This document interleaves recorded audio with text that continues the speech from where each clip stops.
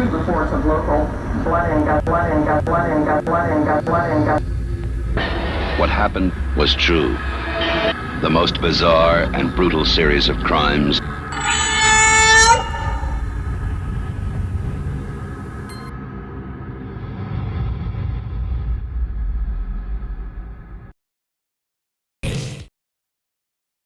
On May 24th of 2022, 2 days before the end of the academic year, 18-year-old Salvador Ramos would commit the worst school shooting in Texas history. He massacred 19 children and 2 teachers, and wounded 18 other people at Robb Elementary School in Uvalde, Texas. It would become the 3rd deadliest school shooting in the United States after Virginia Tech in 2007 and the Sandy Hook Elementary School shooting in 2012.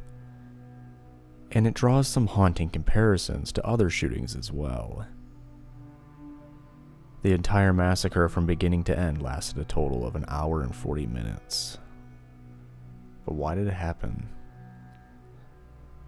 Salvador Ramos was born on May 16th of 2004 in Fargo, North Dakota. He moved to Uvalde at a young age. He would actually attend Uvalde High School and Robb Elementary for 4th grade. A frequent heads or tails of whether a shooter was a bully or bullied is often discussed. This incident is no different, but notable observations of Ramos detail that he had no documented mental health issues, nor a criminal record. It is said that he was bullied for his lisp and stutter, but he was also often the aggressor in most situations. He often got into fistfights and even carried a pair of boxing gloves with him for this very purpose. He would be withdrawn from Uvalde High School after so many absences. He was effectively considered a dropout, and he would eventually get a job at Wendy's and work the night shift. His manager noted he went out of the way to keep to himself, but often would get himself into trouble when he began harassing female coworkers with inappropriate text messages and verbal cues, and treating them rudely purely because they didn't feed into his advances. He was also nicknamed School Shooter. Ramos's life was primarily as a disgruntled loner, maintaining very few friends in real life, but he did maintain friends on social media. Where exactly the turning point began for Ramos is unclear, but the earliest timeline so far is that it began on a lesser-known social media app called Yubo. Yubo is a social media app that encourages you to stay indoors, live stream, and talk to friends. Their marketing gimmick was targeted, of course, at the pandemic and people in quarantine, as well as those practicing proper social distancing. There, Ramos felt quite comfortable being a stereotypical incel and hateful predator online. He allegedly would harass girls on the app, telling them things like, "Lock your doors," and "Don't show up to school tomorrow." He would also, of course, approach them aggressively and sexually, and when he was rejected or ignored, Ramos would snap. One girl stated that, quote, "He threatened to rape girls. He would always say that he had the power to make us go missing. It was honestly just the typical stuff you hear on apps like Yubo and Discord, etc. Just creeps you have to ignore." Ramos's behavior was aggressive and mirrors that of other incel killers. Except unlike, for example, Elliot Rodger, who went on a shooting spree and blaming women in his rejection, Ramos did something different. He targeted adolescent children. He would always say that he had the power to make us go missing. To get raped, bro. Why was Courtney banned? Not weird. That is mine. She was probably saying stuff too much. Like if you type too for I too long or guess something. everyone is word deserves to get raped then. No, just you, buddy. You No. deserve Out of something everybody in the else. world, just you. Well, You what I deserve death deserve? row. Electrocuted. Uh-huh. You row. deserve to get curb stomped. Evidence has surfaced that this shooting can't simply be explained by one or two factors. There are just too many variables in this scenario. Some of this evidence is extremely disturbing in nature and draws parallels to serial killers we sometimes find ourselves fascinated with, and also those we find ourselves repulsed by, like Luka Magnotta. Well, it sounds like something out of a horror movie. A man is killed, his corpse defiled, and then dismembered. Authorities have identified the suspect. They say an online video shows him cutting up the body. I want everybody to set, I want to set the record straight that me and her have absolutely no connection. And we return to our breaking news this hour. As we've reported, police have confirmed to QMI, our wire service, that head found in a Montreal park on Sunday is that of Chinese student Jun Lin.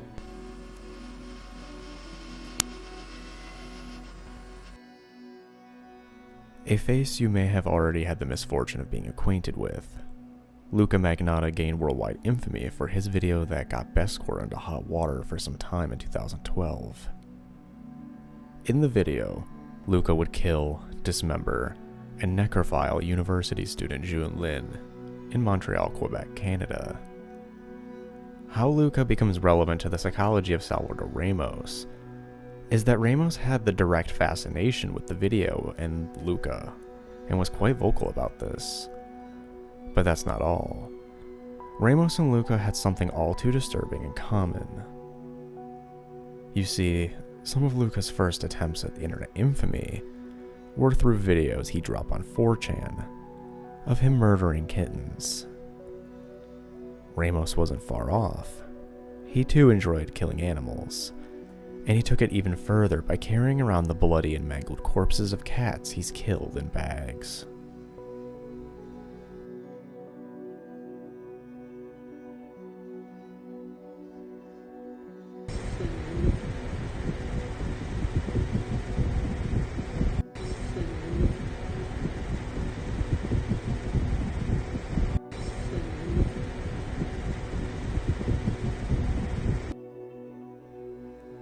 The torture and killing of animals, especially in adolescents and teens, is one of the early signs of psychopathy, literally the red flag of a psychopath.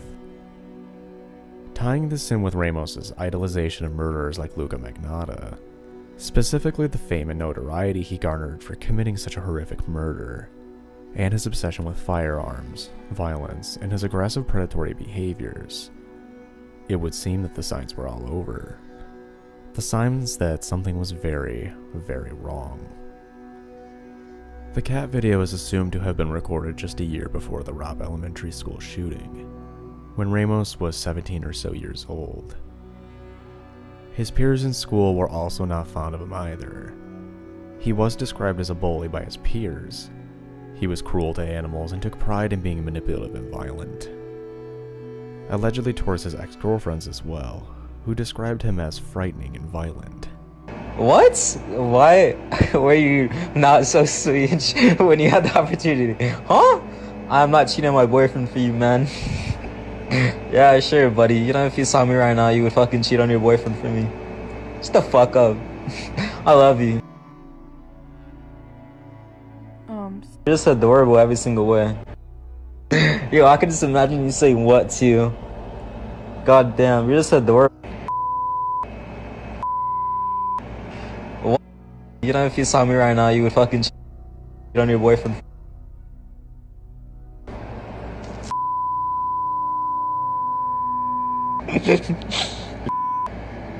Send me a voice message. I want to hear your voice. Hurry up. Stop playing games with me.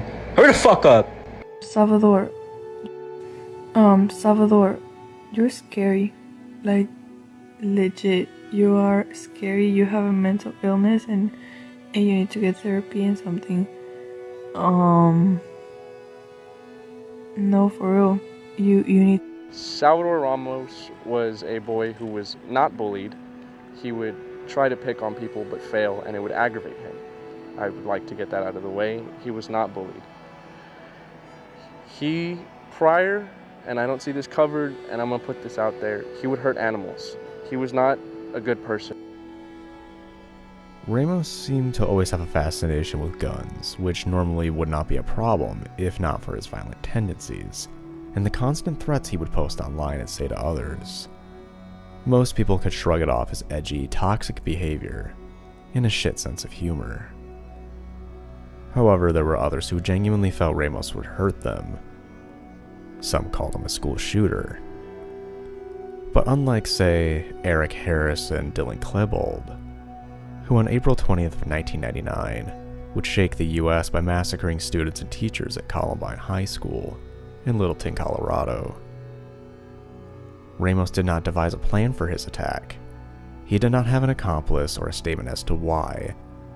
And while not justifying the actions of the Columbine shooters, the facts remain that improperly addressed mental health disorders and unmanaged medicine habits drastically played a role in the Columbine massacre.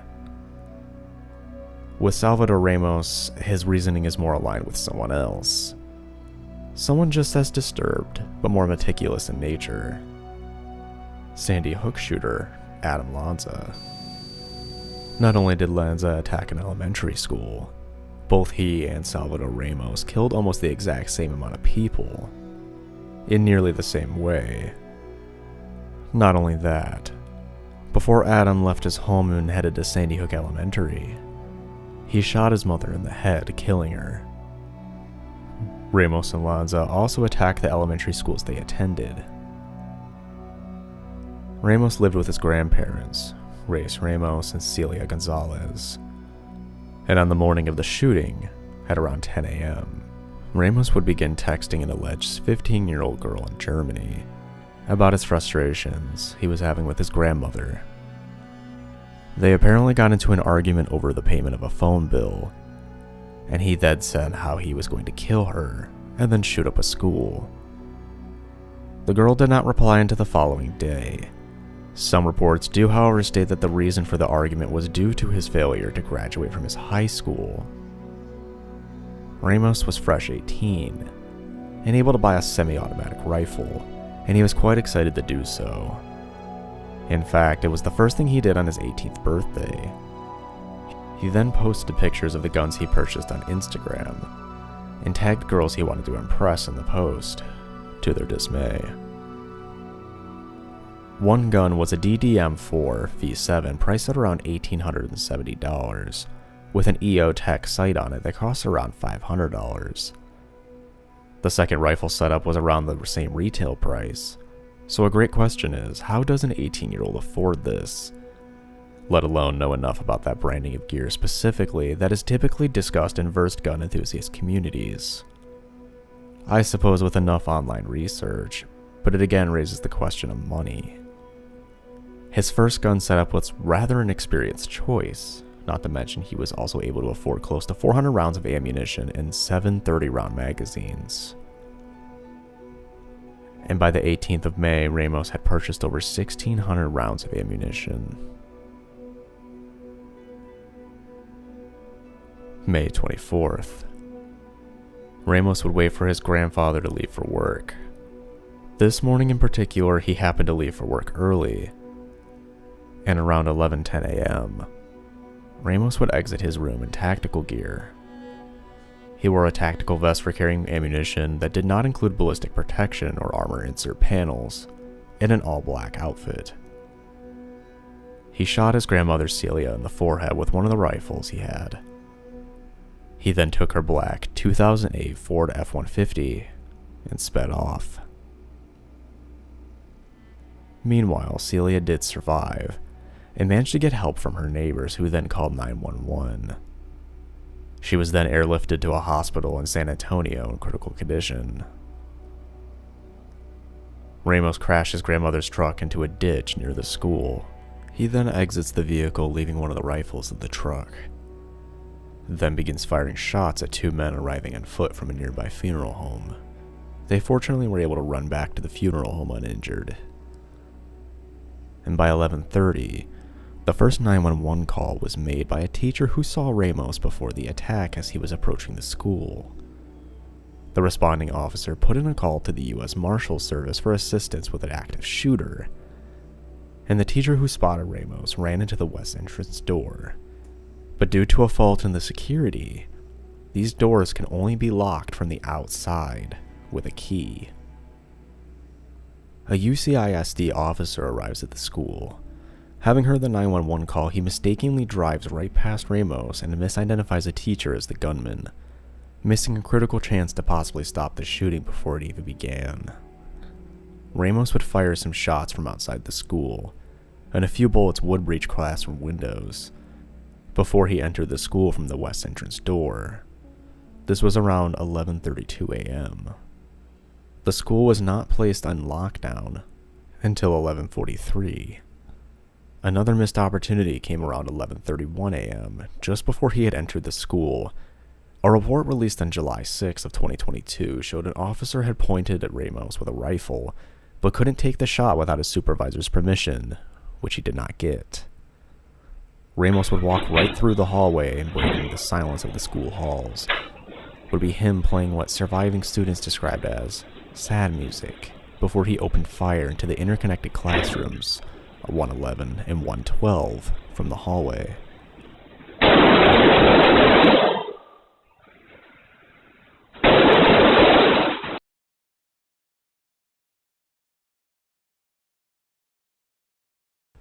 A teacher, Irma Garcia, attempted to lock the door to the classroom as he shot the door's window, then backed Garcia into the classroom and said, "Good night," as he shot and killed her in front of students. Ramos then entered the room and screamed, "You're all going to die," before opening fire on the children in the classroom. He then entered the other one, and according to a student, was slightly crouched and said, "It's time to die," before opening fire. Many students played dead, including 11-year-old Mia Carrillo. And then she got an email, and then she went to go lock the door, and he was in the hallway, and they made eye contact. And then she went back in the room and she told us, "Go hide." And then we went to go hide behind my teacher's desk and behind the backpacks. And then he shot the little window, and then he went to the other classroom, and then he went, there's a door between our classrooms, and he went to there and shot my teacher and told my teacher goodnight and shot her in the head. And then he shot some of my classmates and the whiteboard. When I went to the backpacks, he shot my friend that was next to me, and I thought he was gonna come back to the room, so I grabbed the blood and put it all over me. And what did you do then when you put the blood on yourself? Just stay quiet, and then I got my teacher's phone and called 911. And what did you tell 911? I told her that we need help and to send the police in our classroom.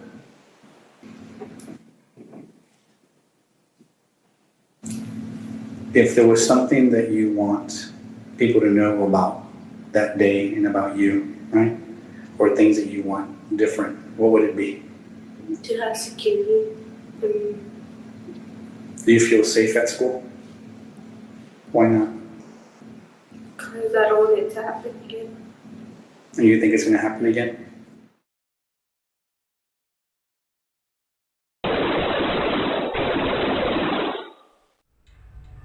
Who not only managed to dial 911 and call for assistance, but smeared blood on herself from one of her dead classmates to feign death. This ultimately saved her life. Between both classrooms, Ramos fired over 100 rounds, and he killed 19 people.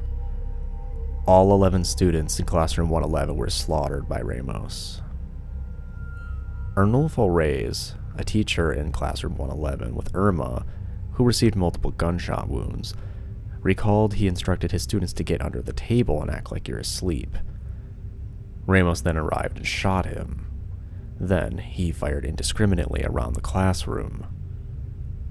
There was a pause before he opened fire again. When responding officers called out to the kids in the classrooms, "Yell if you need help."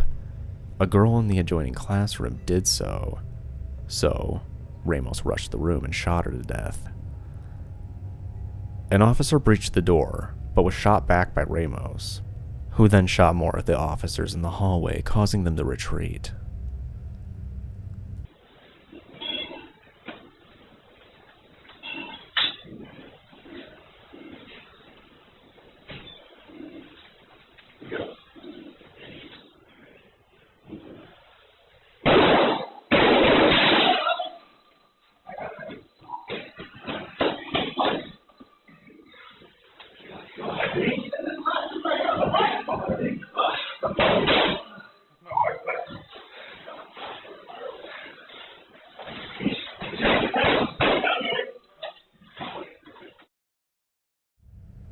By 12:38, Officer Arredondo, the police chief at the time of the shooting, would begin to plead to Ramos to surrender.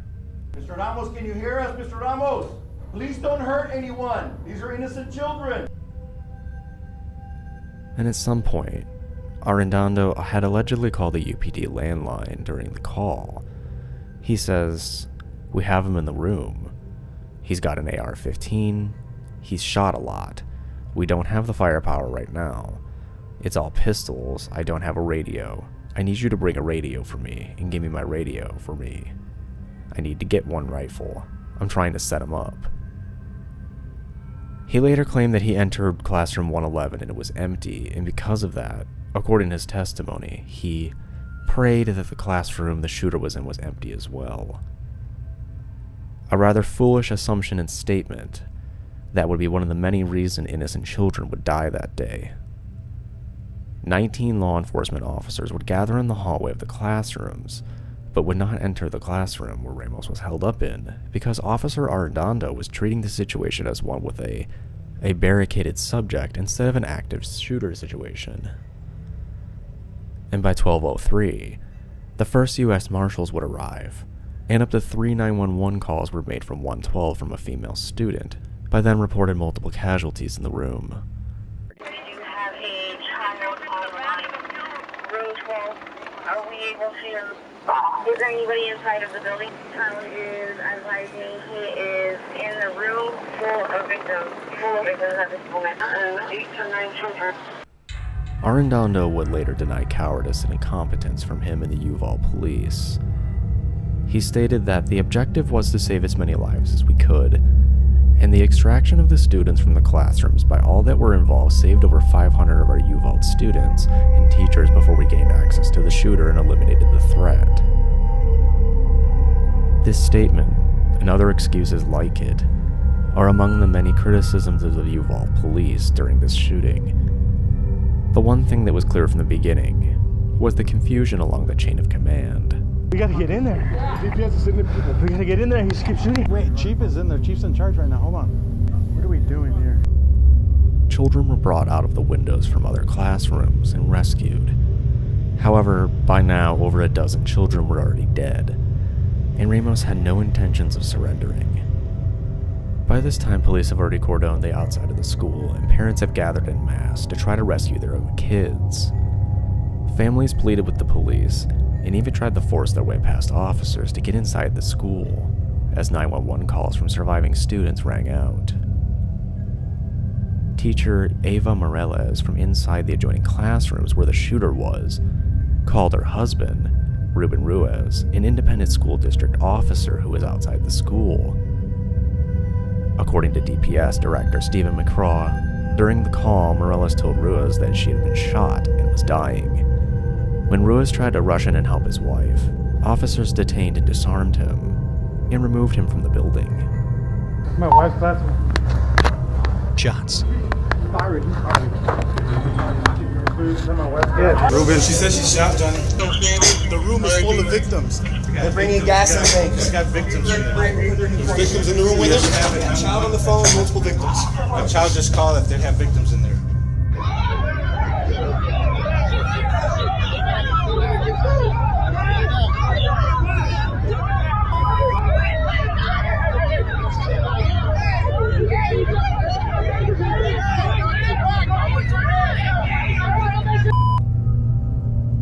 This was the officer first criticized for seemingly using his phone to text and scroll through the internet as the shooting was occurring. It was later revealed that he was in contact with his wife and made an attempt to save her and stop the shooter. Parents were furious, rightfully so, to the police response to the incident and their apparent negligence and callousness to their children and the families involved. And some are even accused of harassing the victims post-shooting. Angeli Rose Gomez drove 40 miles to the school to rescue her kids, but was arrested, handcuffed, and just detained after attempting to enter the school. Angeli claims that she witnessed parents get pepper sprayed for attempting to enter the school as well, and others were threatened with tasers. Angeli ended up jumping the school fence once she was released after convincing the officers nearby that she was no longer a threat. And she ended up getting her kids out of the school herself. Because of her story going public, she is still being harassed by officers according to her, and with the public backlash on the Uvalde police, it probably shouldn't come as a surprise. By this time, an off-duty Border Patrol agent had rushed to the scene after receiving a text from his wife about the situation, as she was the teacher at the school. The agent was presumably getting a haircut when this occurred. He then borrowed his barber's shotgun and made his way to the school. Then he immediately began rescuing children. However, he did not breach the classroom and kill Ramos as the rumors online have stated. Children had to hide themselves among their dead classmates, feigning death and blood to survive a shooting. One student in classroom 109 said that around 15 minutes after the shooting began, Ramos approached classroom 109's door and pulled its handle. The teacher had jammed the door after hearing gunfire. The gunman shot through the door's glass window, striking another student and the teacher in classroom 109, and then left. Despite the nature of the event, Police Chief Arredondo felt the situation was not an active shooter situation because the gunman was barricaded in one room. Finally, at approximately 12:50 p.m., over an hour since the shooting began, allegedly the door is unlocked using a janitor's master key, and a BORTAC agent entered the room holding a riot shield, followed by 2 other BORTAC agents and a Border Patrol Search, Trauma, and Rescue agent, or BORSTAR, and at least 1 sheriff's deputy. This is when Ramos reportedly kicked open a closet door where he was hiding and opened fire, but was then taken down by agents. The reports on this event are more conflicting as of now. Many of the school's inadequate security measures and maintenance, such as the inability to lock the door where the shooter entered the school, was criticized heavily. A security door that can only be locked from the outside with a key is a major flaw, and it's a major factor in how these events unfolded. But there is also evidence to support that the door to the classroom where Ramos was hiding was unlocked the entire time. Arredondo claims he received 6 keys and tried them all. None worked. Then he said he received another 20 to 30 keys, which also did not work. 21 people were killed. 18 were injured. 19 children. 2 adults. I love my dad because he always takes care of us, has stuff ready for us, and when I go to his house, he always makes my heart beat better, and I love him really much, and he makes sure we have games to play and everything when we get there, and he always takes us on fun rides, on a ranger ride, and on roller coasters, and he makes me feel perfect with him, and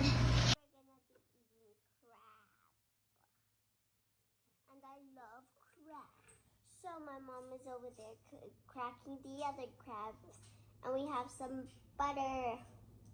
Well, let's get started.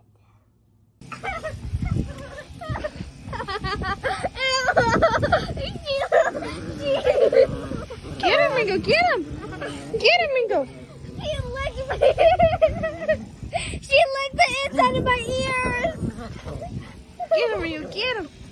Get him, Mingo! This is the right way to do this. When I grab that fly swatter, what I do? Fly, pat that thing down, turn that thing down, hump that thing down, grab that wheel, beat the hoe. I miss you so much, Caitlin. I wish you could be here. Good night. Love you. Conjuring or whatever it's called. I don't know how to spell it. That's why I'm saying it. Bitch, answer the phone. I'm FaceTiming you. Oh my fucking god. Fuck up. Bye. Please? I'm gonna jump you. Ava Morales was 44 years old. Irma Garcia was 49 years old. Isaiah Garcia was 8 years old. Xavier Lopez, 10 years old. Amarillo Ogarza, 10 years old. Rogelio Torres, 10 years old. Jacqueline Cazares, 10 years old. Annabelle Rodriguez, 10 years old. Halia Salguero, 11 years old. Jace Luevanos, 10 years old. McKenna Elrod, 10 years old. Alithia Ramirez, 10 years old. Elena Garcia, 10 years old. Miranda Mathis, 11 years old. Tess Mata, 10 years old. Jose Flores, 10 years old. Nevea Bravo, 10 years old. Alexandria Anaya Rubio, 10 years old. Maite Rodriguez, 10 years old. Alejandra Cruz Torres, 10 years old. Layla Salazar, 10 years old. This shooting was different from a lot of other shootings, but comparable. In my opinion, most comparable to the Sandy Hook Elementary School shooting, purely because of the facts of how Ramos began his massacre by killing his grandmother, and then attacking the elementary school he actually attended. In fact, Ramos died in the very classroom that he attended 4th grade in. There's a lot of confusion and conspiracy around this incident as well, and a lot of, if not all of the blame, usually falls on the Uvalde, Texas Police Department. However, there's a lot of variables to this shooting. Simply put, a lot of the blame could also be put onto the school for having such faulty security measures.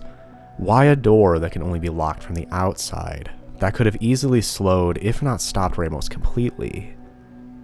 Almost 400 law enforcement officers, including 150 U.S. Border Patrol agents, 91 state police officers, and more came to Uvalde during the shooting.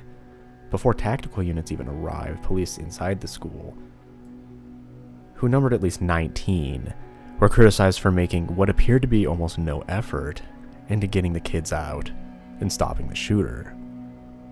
While that's not entirely true, just in the facts alone and the contradictory statements and changing story of Arredondo, I think one could make their own assumption to this, but my opinion is honestly, there was a heavy amount of negligence on the Uvalde Police Department, and it could have saved so many lives and stopped this possibly from even happening.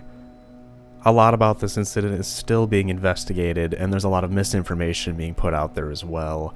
It was very difficult to research this case. Even the FBI is seeming to have a hard time building a timeline of exactly how everything happened and what exactly everyone was doing.